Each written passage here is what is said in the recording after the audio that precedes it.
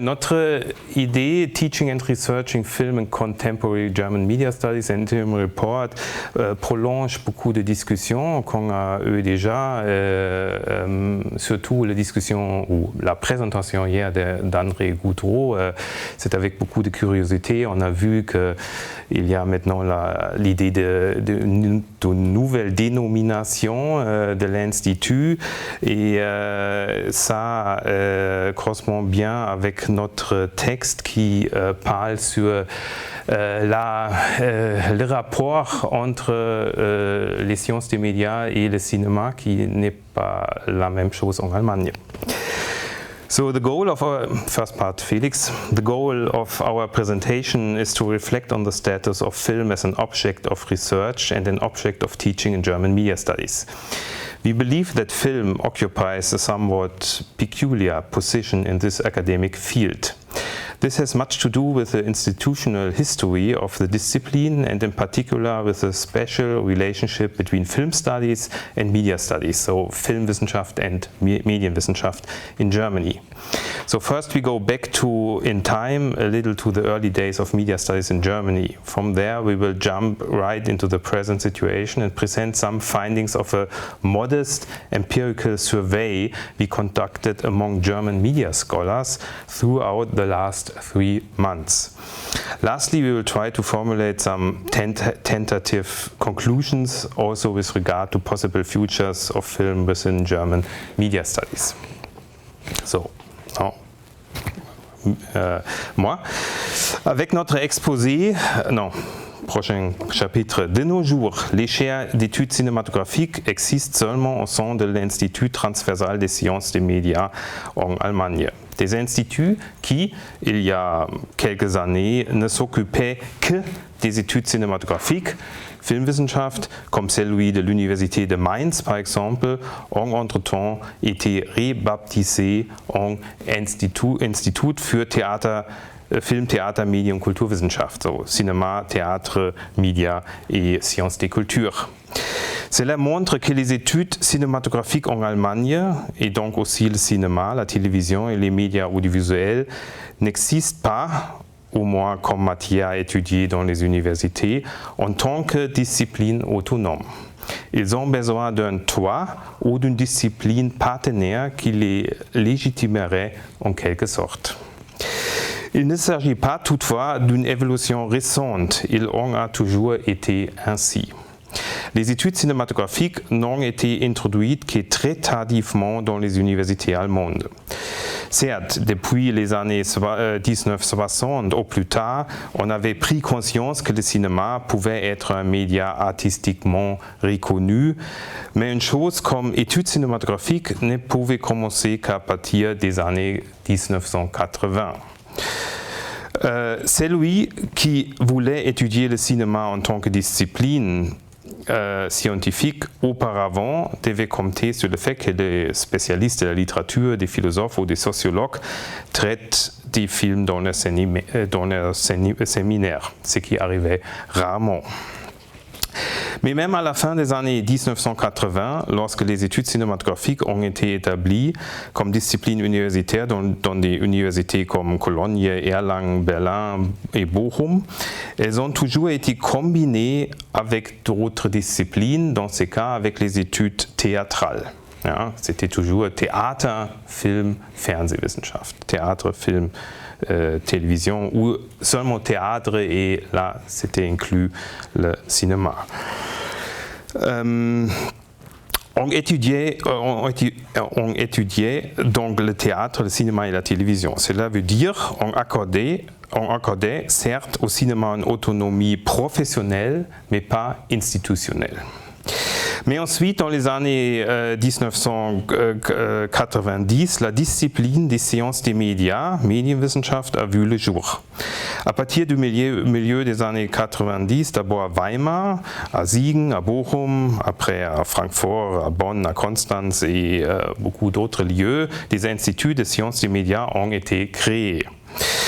Aujourd'hui, la plupart de ces sites ont également une ou plusieurs chaires d'études cinématographiques ou d'études cinématographiques et audiovisuelles. La chaire à laquelle Félix et moi travaillons à Bochum s'appelle Filmwissenschaft mit dem Schwerpunkt Filmtheorie und Filmästhetik, alors études cinématographiques avec la priorité de théorie et esthétique du cinéma. Bochum est le plus grand institut de sciences des médias en Allemagne avec actuellement 9 chaires, mais seulement la nôtre est explicitement dédiée aux études cinématographiques. Plusieurs des autres chaires ont certes des points communs avec le cinéma et les médias audiovisuels, par exemple celle des Gender Media Studies ou celle des Queer Studies, qui existent aussi à Bochum, mais elles ne sont pas axées en priorité sur les études cinématographiques. Pour en revenir au thème de la section, il s'avère que les études cinématographiques en Allemagne ont toujours été contraintes de dialoguer avec d'autres disciplines. Autrefois, c'était les études théâtrales, aujourd'hui ce sont les études médiatiques. Mais le cinéma est bien sûr aussi un média. Quelle est sa place dans les sciences des médias? Pour cela, il est nécessaire de jeter un coup d'œil sur la constitution très particulière de la science allemande des médias. Contrairement à d'autres pays, la science des médias allemande s'est fondée en se démarquant de la science de la communication. En d'autres termes, elle ne s'est jamais considérée comme une science sociale et encore moins comme une science sociale empirique, mais comme un projet des sciences humaines et culturelles qui s'inscrivait dans la tradition de la philosophie, en particulier du post-structuralisme d'inspiration française et de l'école de Toronto, notamment Marshall McLuhan, Harold Innes et Eric Havelock. Pour nommer les plus connus, quand je réfléchis sur les noms qu'on a mentionnés aujourd'hui, Walter Benjamin a toujours important, Krakauer non. Krakauer est ressorti les dernières années et comme aussi l'école de Francfort. Dans les années 90, quand on a fondé les sciences des médias, ni Krakauer ni Adorno, Horkheimer ont été des références importantes pour les sciences des médias. Mais les dernières années, ça a changé. Bon, c'est à partir de ces influences c'est résystématiser une partie des sciences humaines en Allemagne en tant que science des médias. C'est à partir de, par exemple, le plus connu, c'est Friedrich Kittler, un germaniste, mais aussi de beaucoup d'autres depuis le début des années 1990, qui s'est établi, pour ainsi dire, une a priori médiatico-technique en tant que point de vue, selon lequel, et je cite Geoffrey Winthrop-Young, les rapports de médiation technique sont présupposés par les structures sociales, culturelles et épistémologiques. Fin citation. La science des médias prend donc extrêmement au sérieux, en Allemagne, au sérieux l'idée selon laquelle toute communication et tout discours sont soumis à des conditions matérielles qui doivent être étudiées en premier lieu. Elle s'inspire de l'expression de Friedrich Nietzsche, l'instrument d'écriture collabore à la pensée, ou de l'idée fondamentale de Marshall McLuhan, The Medium is a Message, ou encore de la formule de Niklas Luhmann de l'observation de second ordre, qui affirme toujours déjà que la perception, la communication et le savoir sont conditionnés par les médias. Ainsi, les processus intellectuels traditionnels tels que parler, lire, voir et écrire deviennent des techniques d'infrastructure médiatique, des dispositifs et dans certaines manifestations de l'avènement du numérique, des techniques du traitement des données. Une orientation similaire avait également été prise dans les études cinématographiques, par exemple dans la théorie des sautures et des dispositifs de Jean-Louis Baudry et Jean-Pierre Audard au milieu des années 1960. Il existe également des similitudes avec les positions de Paul Virilio, très connu dans les années 90 en Allemagne, et de Jean Baudrillard, populaire dans ces années. Geoffrey Winthrop-Young résume brièvement et très généralisant l'évolution des études médiatiques allemandes en 3 étapes. Première étape française, post-structuraliste, nous découvrons que nous sommes parlés par les langages. Deuxième étape, également française, nous découvrons que nous sommes des sujets de pratiques discursives et d'inscriptions psychiques historiquement datables et contingentes à l'instar de Foucault. Troisième étape allemande, nous comprenons que ces pratiques sont à leur tour assujetties à des médias. Fin citation, c'était une citation de Winthrop Young. Bon, deux aspects sautent alors aux yeux. Premièrement, les études médiatiques allemandes sont fortement influencées par la pensée française, mais pas par celle des études cinématographiques, mais par celle des post-structuralistes. Deuxièmement, moi non, je suis bien influencé aussi par les pensées des études cinématographiques, mais pas les études des médias en général. Deuxièmement, on peut se demander quel rôle joue le cinéma dans cette évolution. Car les études cinématographiques ont un rôle tout à fait ambivalent dans cette évolution des sciences des médias. D'une part, il a participé à ces développements, s'occupe des conditions matérielles de la communication, par exemple dans l'élaboration mentionnée de la notion de dispositif.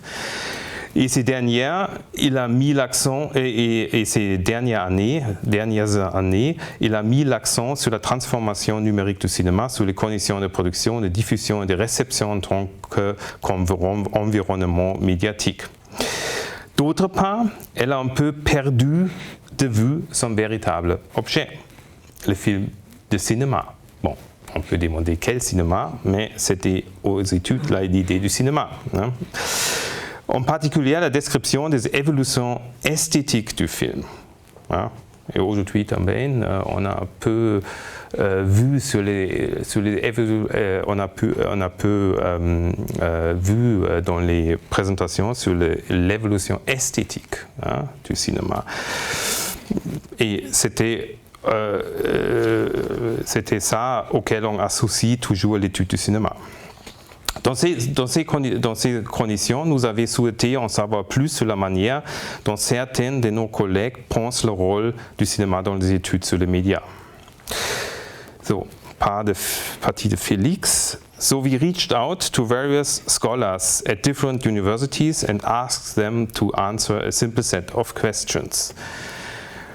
These were: how would you assess the current status of film and cinema in disciplinary and also epistemic terms? To what extent does film play a role in your own research and teaching? What status will film have in the future in media and cultural studies research and teaching? We specifically targeted colleagues who do not consider themselves film scholars in the traditional sense of the term, but who worked in areas closely related to film and cinema.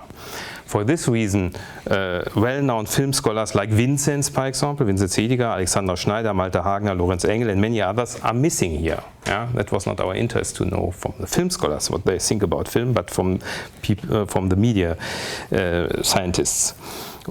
We were interested in a view not directly from the inside, so to speak, but from the contact zones between film studies and the larger umbrella discipline of media studies. Our idea was to chart some sort of map of opinions and assessments that bring together diverse voices from different locations, but roughly from the same discipline. So these scholars, if we ask, this is Germany, Federal Republic of Germany. And we asked Friedrich Pahlke from our own university, Ulrike Bergermann from Braunschweig, Astrid Dolber-Mankowski, Stefan Packard, University Cologne, Christiane Voss from Weimar, and Jens Schröter from Bonn, Jens Ruchertz from Marburg, and Beate Ochsner from Konstanz.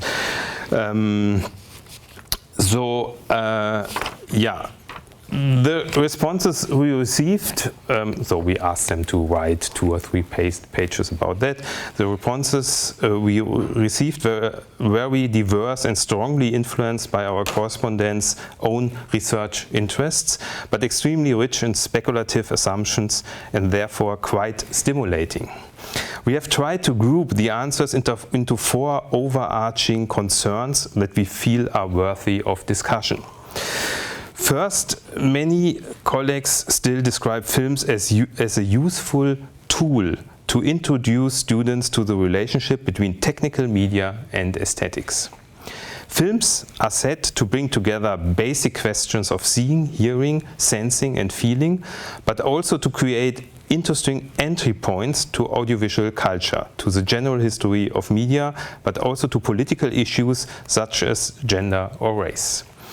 On a more abstract level, films can serve as vivid examples of how mediation in media actually works. How media create meaning, subjectivities, and can develop a specific agencies of their own. So, one quotation by Christiane Voss. Film is a wonderful way to demonstrate media difference. What counts is not so much what I think about the film's content, but the question of how the film makes it possible or even necessary for me to think this and that in view of it. With this question, the student's attention can be directed to the making and materiality of the medium as well as the logics of its operations, as we say in Weimar. This is important in Germany, as we say in Weimar, because in every city you have the different media scholars that, well, as we say in here and here, and so. This view of film is supplemented by a second recurring aspect in many answers we received. This aspect concerns the actual type of films, or better, moving images, that media studies should deal with today. For many colleagues, the traditional narrative feature film is no longer the main focus of scholarly interest. Jens Schröter, not Schröder. Schröter asks, what is film today anyway? The technical basis is rarely analog anymore. Most of what is projected on a big screen is high-definition digital video. Is it necessary for a film to be shown in cinema? What about film on TV, television, on Netflix, on YouTube? What about movies on airplanes? What about TikTok? What about intermediate hybrids like computer games that cite films and forms of cinematic narratives, and conversely films that draw on forms of computer games? What about film-like representations used in scientific or medical practices? Film is omnipresent but has therefore also become more complex as an object. In a similar vein, Friedrich Bahlke from my university argues that film has become so pervasive that it constitutes a new form of ambient media, comparable to ambient music in shopping malls or supermarkets. Today, film begins to ripple, to burble, and to murmur pretty much everywhere, also in contexts that are far removed from sites of entertainment or art. So, Friedrich Bahlke.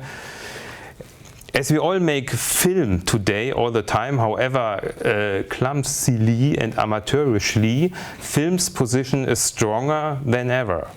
With this social media-infused banalization of film, it enters a conversational farce like photography before it. An image, whether static or moving, becomes conversational when, like language and oral communication, it is more concerned with enabling communication than being taken for itself. We exchange images and pictures with one another, which follow one another like one word follows another. Film is now accompanying media like ambient music in big department stores. Film begins to ripple. This goes together with a third issue that many colleagues raised. New domains of moving images need to be addressed with a set of methods and approaches that differ considerably from those provided by traditional film studies. Beate Ochsner from Konstanz argues, the focus on semiotic, semiological, psychoanalytical, cognitive and/or phenomenological film analysis that has prevailed for some time is changing in the course of current transformations. And the focus is increasingly directed towards the media, cultural possibilities and conditions of becoming and making a film. The manifold appearances of films, moving image snippets, trailers, screenshots, making-of documentaries, interviews and reviews, as well as audiovisual self-representations on different platforms, leads to the fact that the film becomes increasingly fluid, can no longer be presupposed and analyzed as a finished product, but is always produced in relation to its complex environments and their media logics, respective situations and specific practices, possibly observed and analyzed on the same devices. Those who argue in a similar fashion are quick to assure that this new situation does not render traditional film analysis obsolete. But as many observe, the study of films in terms of stories, character styles, narrative templates, genres, etc. is now moving on, at least in Germany. It's now moving on, at least in Germany, to other philological disciplines such as German studies or American studies. After having been integrated into media studies for quite some time, a text-oriented preoccupation with film and cinema is now seemingly remigrating to more traditional branches of humanities and arts. This brings us to a fourth observation concerning the future of film as an object of study. Interestingly, our colleagues describe different scenarios here. Many advocate that film should remain a mainstay in media studies, but disagree about the actual future prospects for film. Optimists, such as Friedrich Balke, believe that film is now more important than ever. Film is on the radar of many different branches of media studies, which will most likely not change in the near future. However, pessimists like Jens Schröter fear that the discipline of media studies itself is in danger of disintegrating into highly specialized fields that are drifting further and further away from each other, which could lead to a considerable weakening of film studies. Okay, this is an overview and pour conclure, il ressort, maintenant français, il ressort clairement des déclarations de nos collègues que l'étude du cinéma ou du film ne perd pas de son importance pour les sciences des médias. Mais il y a des problèmes de compréhension sur ce que signifie réellement le cinéma. En Allemagne, la science des médias a toujours eu tendance à ne plus penser en termes de médias individuels. C'est peut-être la seule science qui peut élargir son objet à l'infini, selon que la représentation, la communication, le stockage, la transmission, le traitement des données ou encore le transfert, la traduction et la médiation peuvent être sujets de discussion ou de recherche. Et comme on a vu, ça concerne aussi les objets comme la mode, tout peut être sujet du cinéma, sujet des médias. Les sciences des médias est en principe une science sans objet propre. La question de savoir si le cinéma peut encore être considéré comme un objet délimitable, comme c'était encore clairement le cas dans les années 1990 par exemple, se pose donc de plus en plus. Le problème ici est évident. D'une part, le film reste important, mais seulement dans l'ensemble des autres médias. Pour le réarticuler brèvement et un peu provocatif ou paradoxalement, on peut dire que le film devient visible exactement dans sa disparition.